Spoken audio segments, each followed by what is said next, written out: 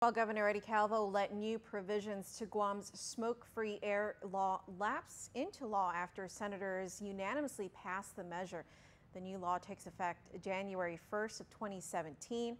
PNC's Rosel Romanes reports that this means there will be no more smoking in bars or cars with children. Here's more. Even without a signature from the governor, the amended changes to the Natasha Protection Act has lapsed into law, which means smoking will be even more regulated. It looked at what the improvements needed to be made, with the law. It's been 10 years since the law was passed, the Natasha Protection Act. And so now what we have is increased enforcement of the law. This means come next year, there will be no more smoking in bars. We've now included bars to the as part of the places where smoking will be prohibited. However, this inclusion of the bars is not enforceable until January 2017. And we did that purposely to ensure that the proper training is conducted for those who need to enforce this. Senator Dennis Rodriguez, who introduced Bill 143, says one of the problems is enforcement of the law. With the changes to the law, there will be a need for a designated no-smoking enforcement officer for the purpose of ensuring compliance in and around facilities. They could either be citizen-assisted police enforcement or K volunteers, Guam security officers, or private security personnel.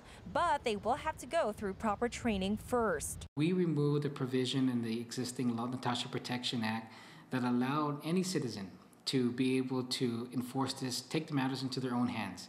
I believe it was very dangerous to do that, and so that's why the bill, as we reported out of committee, removed that provision that said that anyone can enforce the law. I think it's got to be law enforcement, or it's got to be individuals who we've empowered here who receive proper training to be able to carry out the law.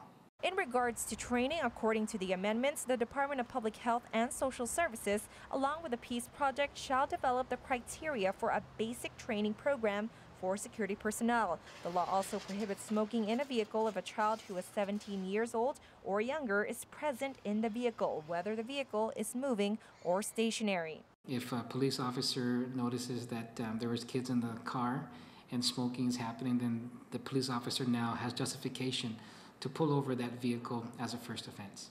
It's not about over-regulating, it's about protecting our people. Rosel Romanes, PNC News.